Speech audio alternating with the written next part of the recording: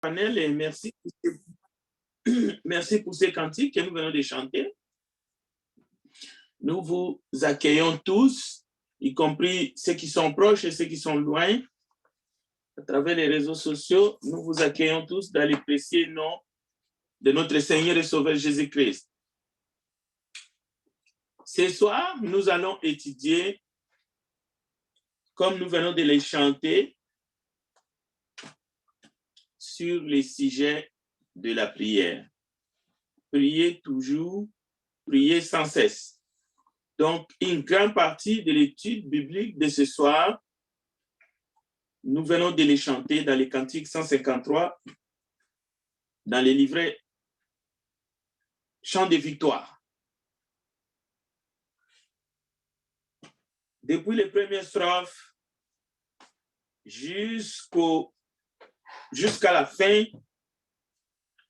au 7e strophe, il est toujours question de prier, de prier, de prier, et dans des circonstances bien différentes. Mais dans les paroles de ces cantiques, la personne qui a composé les chants, il s'est inspiré de la parole de Dieu. On voit la fidélité, les promesses, l'exaucement lorsque nous prions. Donc, c'est une entreprise. Ce n'est pas que je veux, je prie, je ne veux pas, je ne prie pas. Si on est humain, croyant, et si on est en face des épreuves de la vie, en toutes circonstances, qu'on soit dans la joie, dans le deuil, dans la maladie, on prie.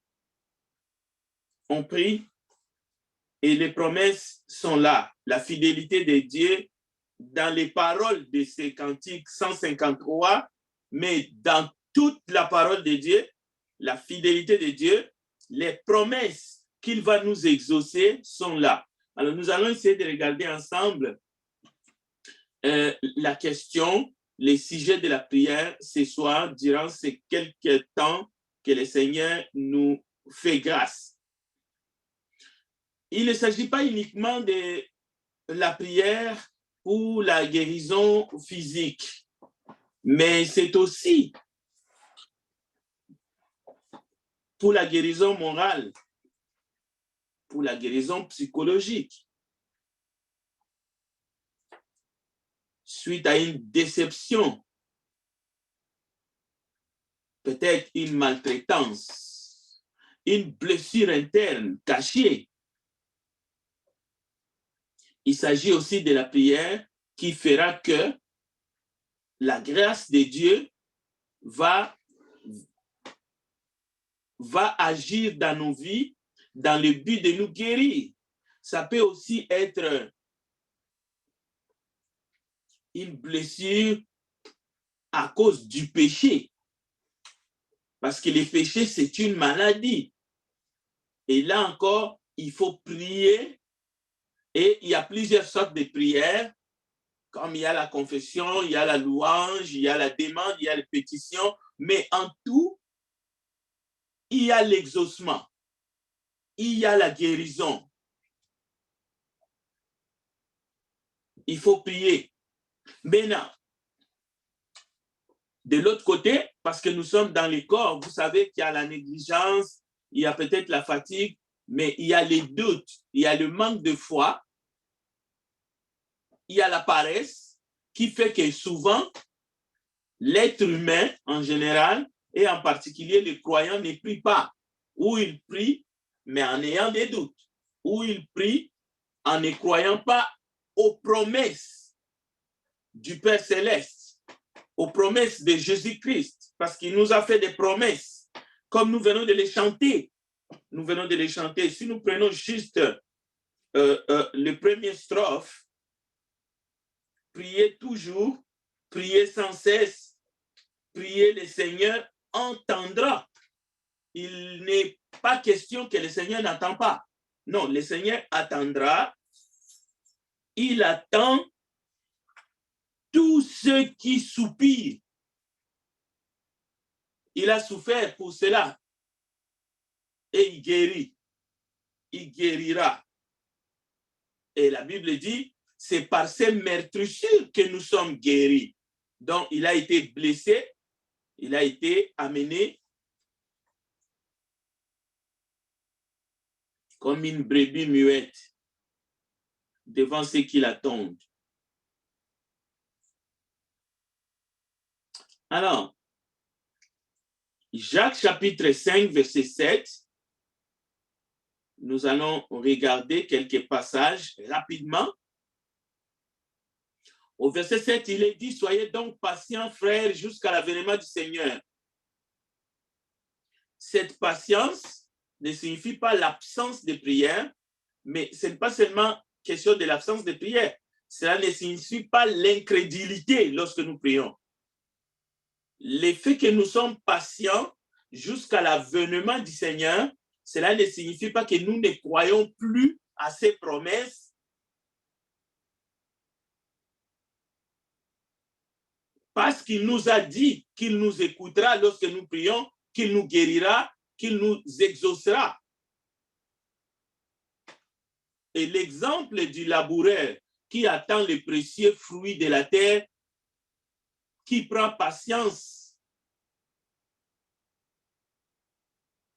La patience des laboureurs ne lui enlève pas la foi que la récolte sera abondante. Donc, vous aussi, soyez patients. Le verset 8, affermissez vos cœurs, car l'avènement du Seigneur est proche. Souvent, ces paroles, on l'utilise pour étouffer la foi quant à la prière et la promesse de l'exaucement. Quoi que nous demandons. Bon. Au verset 12, avant toute chose, mes frères, ne jurez ni par le ciel, ni par la terre, ni par aucun autre serment. Ne jurez ni par le ciel. Avant, sous la loi, justement, le peuple d'Israël avait justement cette coutume de jurer ou de faire des serments. Lorsque Jésus vient, il dit non, ne jurez pas. C'est ce que nous lisons dans Jacques chapitre 5, même dans les sermons sur la montagne. Mais souvent, nous professons pas la foi, mais l'incrédulité. Nous pouvons le faire inconsciemment, mais parfois nous le faisons même de manière arrogante. C'est-à-dire, nous le faisons pour démontrer qu'on a compris plus les Écritures. Et là, nous exprimons notre manque de foi. Dieu ne fera pas ceci, Dieu ne fera pas cela, Dieu ne fera pas ça pour moi, ainsi de suite. Alors, dans ces cas de figure, ça ne vous sert à rien de prier. Parce que la prière, il y a un principe. Avant même de prier, il faut croire que le Seigneur agira, que le Seigneur nous donnera ce que nous lui demandons. C'est ça la promesse que nous avons. Et nous verrons même, c'est la définition même de la foi. Donc nous ne pouvons pas faire autrement. Alors nous allons lire le verset 13 jusqu'au verset 20 comme socle de l'étude de ce soir. Je demande à un frère ou une sœur qui est vraiment prêt ou prête de lire Jacques chapitre 5, verset 13 à 20. S'il vous plaît, les 7 versets.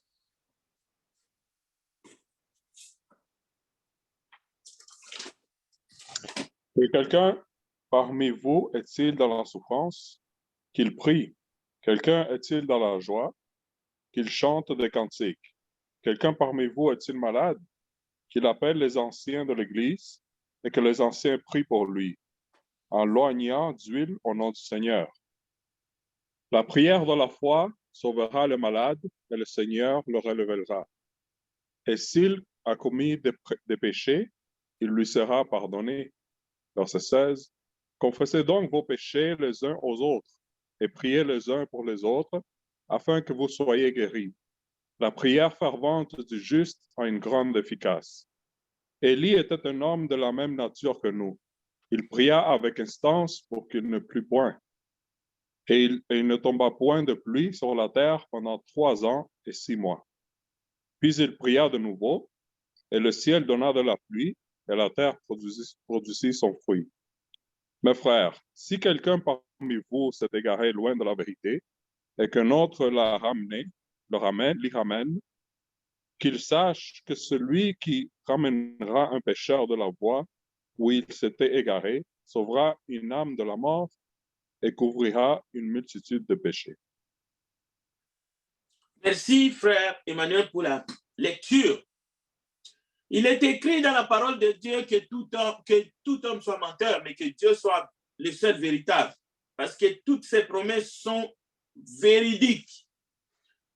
Que le Seigneur nous aide, chers frères et sœurs, et vous tous qui nous suivez de loin ou de près, de prendre au sérieux chaque parole de l'Évangile, chaque parole des Écritures saintes que nous venons de lire ici dans l'épître de Jacques au chapitre 5, le verset 13 jusqu'au verset 20. Parce que ça nous concerne. Dieu n'a pas besoin de tout ce qui est dit là, mais Dieu veut nous faire du bien. Dieu veut nous guérir. Dieu veut penser nos blessures. Dieu nous promet qu'il sera toujours là pour nous écouter, pour agir. Il ne dit pas que nous ne passerons pas les épreuves. Il dit que nous traverserons les épreuves, mais il dit qu'il sera avec nous pour agir en notre faveur. Donc nous devons prendre Dieu au sérieux, surtout lorsqu'il est question du péché.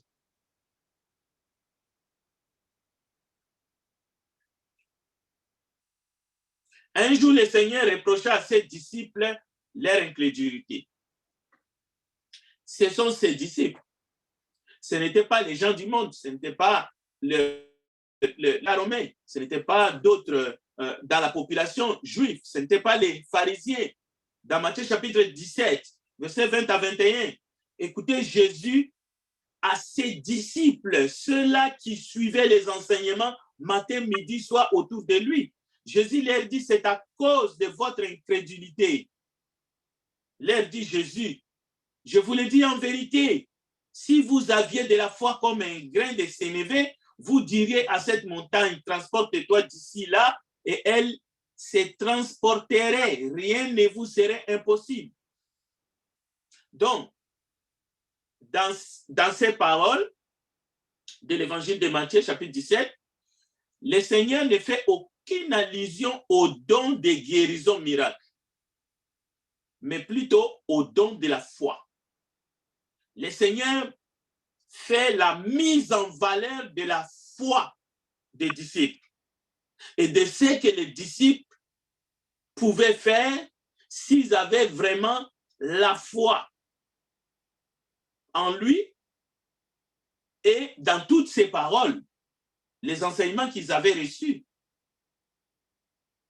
Donc, le Seigneur est en train de démontrer que l'opposé de la foi, avant d'être l'incrédulité, ça commence par les doutes. Les doutes sur la capacité et la puissance divine d'agir dans nos vies, de nous guérir, quels que soient les problèmes. Que ce soit une plaie qui ne se cicatrise pas, mais que ce soit une blessure intérieure, quelqu'un qui nous a vraiment fait du mal et nous continuons à souffrir année après année et même des décennies après, nous souffrons encore. C'est-à-dire que la grâce de Dieu n'a pas fait son œuvre en nous afin que nous soyons guéris. Ça peut être aussi autre chose, une déception. Et avons-nous prié? Avons-nous demandé à Dieu avec foi de nous guérir? Bien sûr, le souvenir peut-être restera toujours là. On saura toujours qu'est-ce qui s'est passé dans notre vie. Mais sommes-nous guéris? Sommes-nous libérés?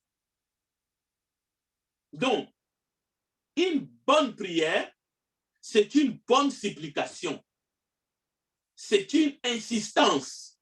C'est une prière avec ferveur qui consiste à demander au Seigneur, à notre Père céleste, son aide afin que notre foi soit exempte de doutes. Parce que c'est là que résident les problèmes. Le problème n'est pas qu'est-ce que Dieu va faire. Le problème n'est pas est-ce que Dieu va nous donner les désirs de notre cœur. C'est pourquoi nous avons prié. Non, le problème est d'abord que Dieu nous aide afin que notre foi en lui, en sa puissance, à sa capacité d'agir dans les événements qui sont contraires dans notre vie, que notre foi au Seigneur soit exempte de tout doute. C'est ça l'aide que nous devrions faire. C'est ça l'aide que nous avons besoin. C'est ça que nous devrions demander à Dieu. Pourquoi? Parce que Jacques nous dit au chapitre 1, verset 6 de son épître, que celui qui prie, celui qui demande, il faut qu'il demande avec foi, sans douter. Car celui qui doute est semblable au flot de la mer, agité par les vents et poussé des côtés, et poussé d'un côté à un autre. Et le verset 7 de Jacques chapitre 1 est clair, qu'un tel homme ne s'imagine pas qu'il recevra quelque chose du Seigneur. Donc le problème, ce n'est pas le Seigneur. Le problème, c'est nous, comme c'est le cas des disciples dans Matthieu chapitre 17, verset 20 à 21. Qu'un tel homme, qu'une telle femme ne s'imagine pas qu'elle recevra quelque chose du Seigneur. Donc c'est moi, c'est toi, c'est nous qui sommes chrétiens, mais c'est les humains en général. C'est pour cela que les gens crient haut et fort, Dieu n'agit plus, Dieu ne fait plus ce qu'il faisait au premier siècle. Le problème, ce n'est pas Dieu, le problème, c'est nous. Bien entendu, il ne s'agit pas de réclamer les dons des miracles que les disciples avaient au premier siècle. Ici, il est question de la foi, qu'il te soit fait selon ta foi, qu'il te soit fait selon tes paroles, mais aussi selon ton obéissance, afin qu'il n'y ait pas de parcelles de péché non repentis que tu apprivoises, que j'apprivoise, que je garde, qu'il n'y ait pas quelque chose pour lequel je ne me suis pas repenti. C'est tout cela. Alors, un autre texte, Matthieu chapitre 21, je demande à notre sœur qui est à la technique de l'afficher afin que nous puissions les suivre si vous êtes branchés avec votre ordinateur ou votre téléphone intelligent. Matthieu chapitre 21, à partir du verset 20, et nous lirons jusqu'au verset 21. En voyant cela, les disciples furent étonnés et s'écrièrent: comment ces figuiers est-il devenu sec en un instant? Ils ont vu quelque chose d'extraordinaire. Jésus a dit un mot et les figuiers est séché. Alors le verset 21, Jésus leur répondit: je vous le dis en vérité, si vous aviez de la foi et que vous ne doutiez point, non seulement vous feriez ce qui a été fait à ces figuiers, mais quand vous diriez à cette montagne, ôte-toi de là et jette-toi dans la mer, cela se ferait. Donc, ici encore, l'enseignement, ce n'est pas le miracle. L'enseignement, c'est ôter les doutes dans la foi en Dieu, dans la foi au Seigneur. C'est ça notre prière ce soir aussi, que le Seigneur nous aide, afin que nous puissions balayer les doutes lorsque nous prions, parce que le message ce matin, nous l'avons chanté et nous sommes en train de l'écouter. C'est de prier, prier, prier, prier et prier encore. Dans toutes les circonstances, c'est de demander, demander, demander. Et vous verrez demander même pour confesser Jésus, le nom de Jésus. Alors que vous voulez aller confesser le nom de Jésus, c'est-à-dire prêcher la bonne nouvelle, vous devez d'abord prier. Mais vous devez prier sans aucun doute. Mais le doute fera toujours surface. C'est pour cela que nous devons prier pour que Dieu nous aide afin que notre foi soit exempte de tout doute. Il y a déjà, avant même d'aller vers le perdu, il commence déjà à dire, alors les gens là, ils rejetteront sûrement la parole, les gens ne veulent plus entendre l'évangile. De toutes les façons, j'ai déjà parlé 10 fois, 20 fois, ça sert à quoi? De toutes les façons, bon, on essaye quand même. Donc, autant mieux ne pas aller. Autant mieux ne pas aller parce que votre attitude, votre langage, votre foi n'est pas exempt de doute. Vous mettez la puissance de l'évangile, la puissance de Dieu en doute. Vous devriez être vrai. Vous devriez croire à 100%, c'est-à-dire mettre toute notre confiance en Dieu. Et lorsque nous lui demandons quelque chose, lui, il nous promet qu'il le fera. Et c'est ce qui arrive pour les cas de maladies ou des choses aussi qui nous tourmentent. Au fait, dans toutes les sphères de notre vie, le diable a réussi à s'aimer les doutes. Et nous devons demander à Dieu ce soir de nous aider, de nous délivrer, parce que les épreuves vont devenir de plus en plus dures. Alors nous devrions nous préparer afin que notre foi soit saine. Lorsque nous allons demander que Dieu nous aide à résister peut-être dans la fournaise ardente, peut-être dans telle ou telle situation, que Dieu nous délivre, que Dieu nous guérit, nous allons le faire vraiment avec foi. Donc, il est très important de méditer soigneusement sur l'Épître aux Hébreux, en particulier le chapitre 11, en entier. Prenons le cas de David. David répétait sans cesse, mais sans cesse. Au fait, il est chanté. L'Éternel est mon berger. L'Éternel est ma lumière et mon salut. De qui aurais-je craint? L'Éternel est le soutien de ma vie. De qui aurais-je peur? Et nous, que disons-nous?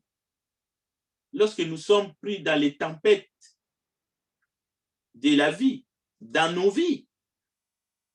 Donc, que Dieu nous préserve de l'orgueil et de l'hypocrisie que nous pouvons manifester à l'égard de lui. Nous chantons Dieu est le Tout-Puissant. Nous chantons la grâce de Dieu. Nous chantons la prière et ce que Dieu a dit qu'il va faire lorsque nous prions. Mais lorsque vient le moment que nous sommes secoués ou que nous demandons à Dieu d'intervenir dans notre vie, nous le faisons avec des doutes ou parfois il y en a parmi nous qui ne prient pas lorsqu'ils sont seuls. Mais lorsque nous sommes assemblés comme ce soir, c'est le moment de prier. Lorsque les frères dirigent la prière, comme le frère Jean Panel l'a fait, c'est le moment de dire Amen. Mais nous venons de chanter que nous devons prier en toutes circonstances. Même lorsque nous pleurons, même lorsque nous traversons, lorsque nous avons peur, lorsque quelque chose arrive que nous ne comprenons pas, nous devrions prier. Nous devrions faire comme David. L'Éternel est le soutien de ma vie. De qui aurais-je peur? Hébreux chapitre 11.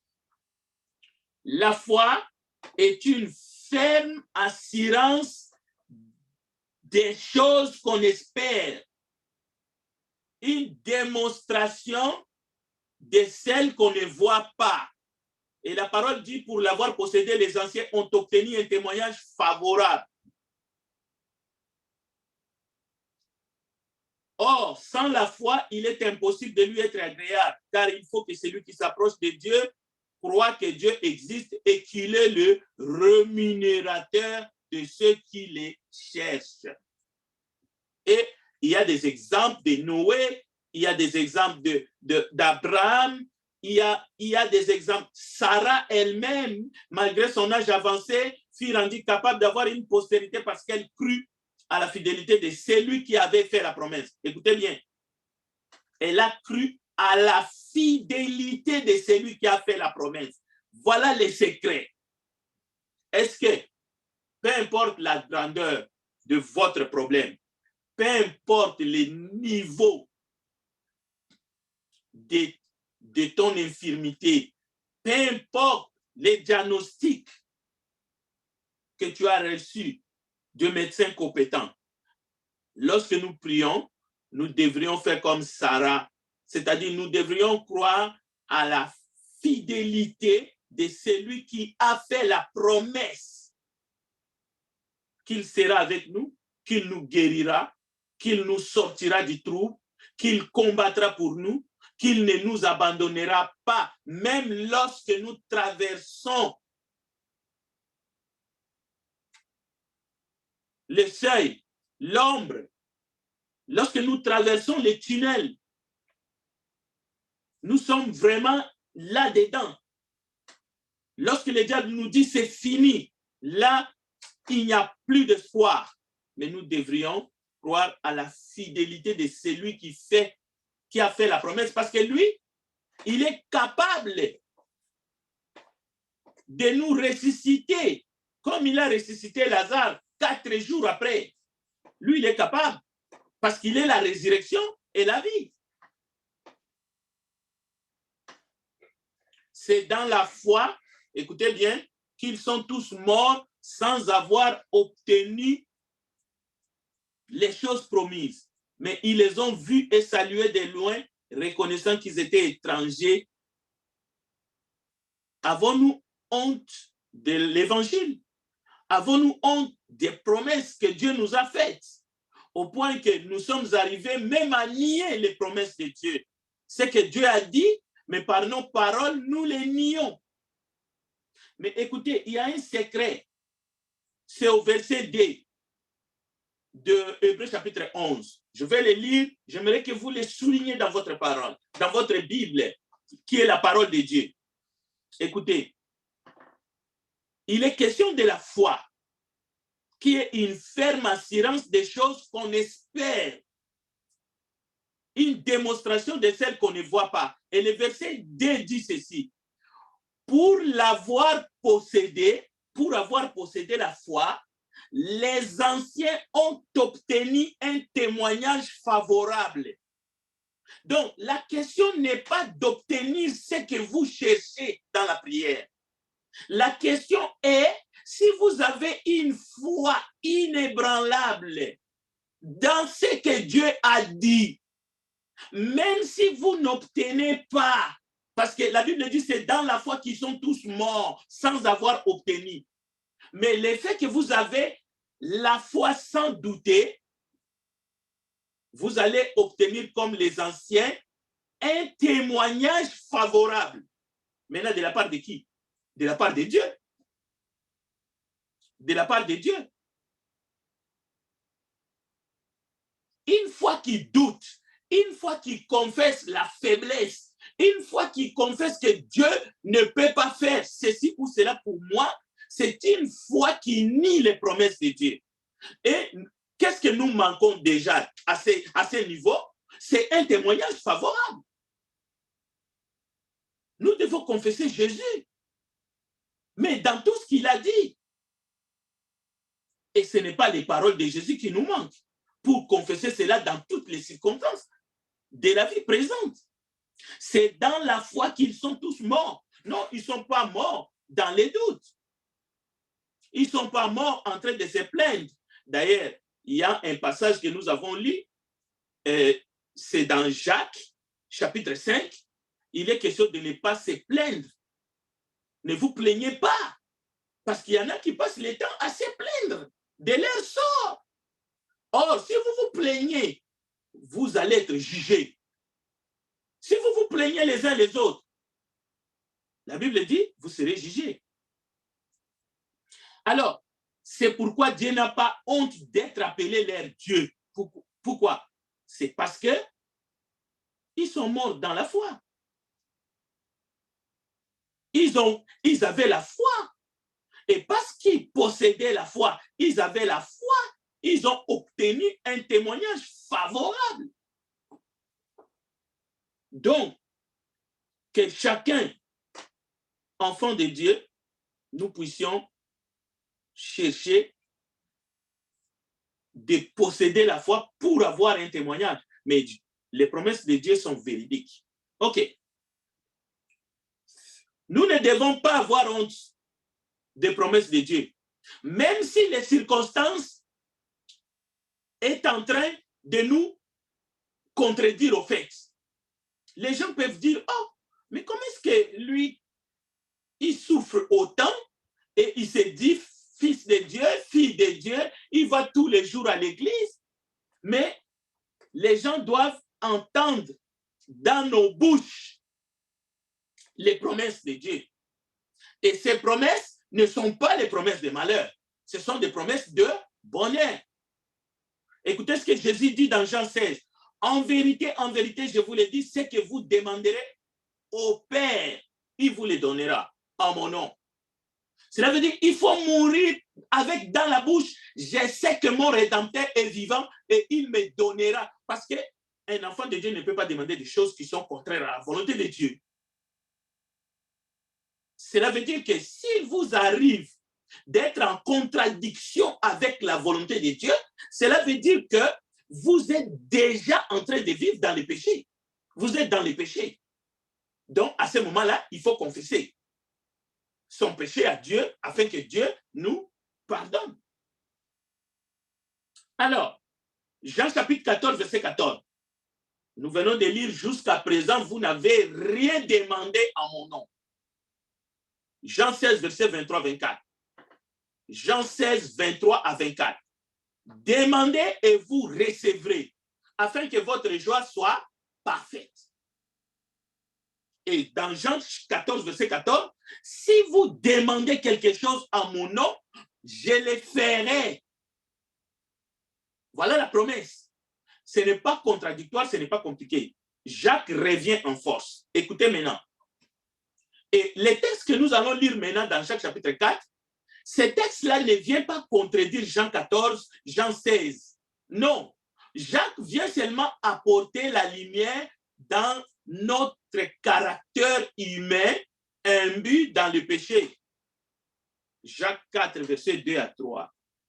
Vous convoitez et vous ne possédez pas. Vous êtes meurtriers et enviés. Et vous ne pouvez pas obtenir.